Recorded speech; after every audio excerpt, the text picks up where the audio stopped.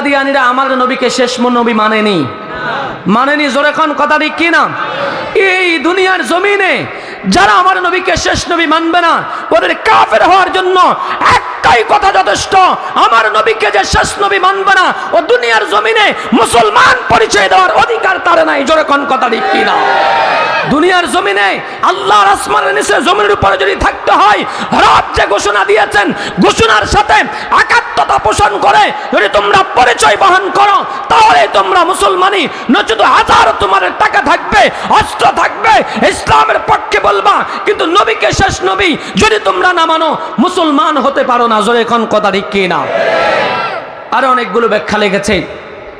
আরেকটা সম্প্রদায় আমাদের জমিনে আছে, এনাম সাহেবের দল। কি নাম? হিজবুত তাওহীদ। কি নাম? জোরে কোন কি নাম? সোনাইমুলি থেকে এটার উৎপন্ন। নোয়াখালী হসপিটালের অলিতে গলিতে এদেরকে দেখা যায়, মেজদি শহরের অলিতে গলিতে এদেরকে দেখা যায়। ৫-৭টা মেয়ে, খুব সুন্দরী রূপসী। একটা জিনিস খেয়াল রাখবেন, যারা ইসলামকে কলুষিত করতে চায়, যারা ইসলামকে ধ্বংস করতে চায়, যারা ইসলামকে ধ্বংস করার পায়তারা করে, এদের সর্বপ্রথম অস্ত্র হলো সুন্দরী নারী। জোরে কোন কথা ঠিক কিনা? আমার নবী মুহাম্মদুর রাসূলুল্লাহ সাল্লাল্লাহু আলাইহি ওয়াসাল্লামকে ধ্বংস করার জন্য এরা প্রথম প্রস্তাব দিয়েছে, এই মদিনার, এই মক্কার যত সুন্দরী মেয়ে আছে, বিবাহ করতে চাও, বিবাহ দিয়ে দিব, তারপর ইসলামের পক্ষে কথা বলিও না। এই দুনিয়ার জমিনে নবী মুহাম্মদের উত্তরসূরি যারাই থাকবে কিয়ামত পর্যন্ত, এদেরকে ফাঁসানোর জন্য রিসোর্টে মেয়ে ঢুকাইয়া এদেরকে অপমান করার জন্য আবু জেহেল, উতবার উত্তরসূরিরা আজ পর্যন্ত কাজ করতেছে। জোরে কোন কথা ঠিক কি না? সুতরাং খুব সাবধান, খুব হুঁশিয়ার থাকতে হবে। যারা মেয়েদেরকে সামনে নিয়ে আসতে চায়, বুঝতে হবে ডাল মে কুছ কালা হয়। এই হিজবুত তাওহীদ এরা মেয়েদেরকে দিয়ে আফাপার পত্রিকা বিক্রি করে। কৌতূহলবশত আমি একদিন এর কাছ থেকে একটা পত্রিকা নিয়েছি, নোয়াখালী হকার্স মার্কেট। আমি বলি একটা পত্রিকা দাও, ৫ টাকা। দেখলাম অনেকগুলো পাতা, প্রথম পৃষ্ঠায় লেখা আছে ওলামায়ে কেরাম জঙ্গি। নাউজুবিল্লাহ, আস্তে খন। প্রথম পাতা কি বলছে? ওলামায়ে কেরাম জঙ্গি, মৌলবাদ, সন্ত্রাস। আসলেই কি ওলামায়ে কেরাম সন্ত্রাস?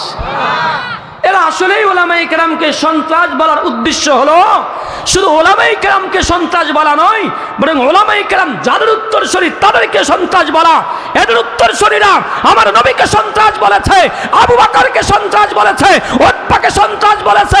আজ ওদের প্রতাপ্তরা ওলামায়ে কেরামদেরকে সন্ত্রাস বলে জেলখানায় নিয়ে ফাঁসির হুকুম দিয়া ওলামায়ে কেরামদেরকে জাতি থেকে বিচ্ছিন্ন করতে চায়। জোরে কোন কথা ঠিক কি না?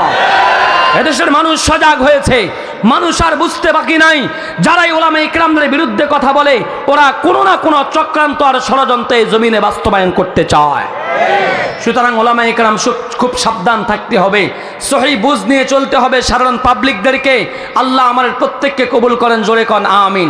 যে কথা বলতেছিলাম, নবীর ওয়ারিস ওলামায়ে কেরাম। কার ওয়ারিস? নবীর ওয়ারিস ওলামায়ে কেরাম।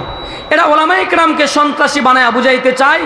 তোমাদের পূর্বপুরুষ যারা ছিল সন্ত্রাসী, সর্বোচ্চ কথা হলো এরা আমার নবীকেও সন্ত্রাস বানাতে চায়। জোরে কোন কথা ঠিক কি না?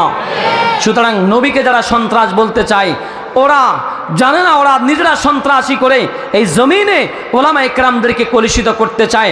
আল্লাহ আমাদের সমস্ত মুসলমানদেরকে এই সমস্ত ডিভাইডেড ভুলে গিয়ে ইসলামের কাতারে এক এবং অভিন্ন পথ অনুসরণ করে কবরে এবং দুনিয়ায় শান্তিতে বসবাস করার তৌফিক দান করেন। জোরে কোন আমিন।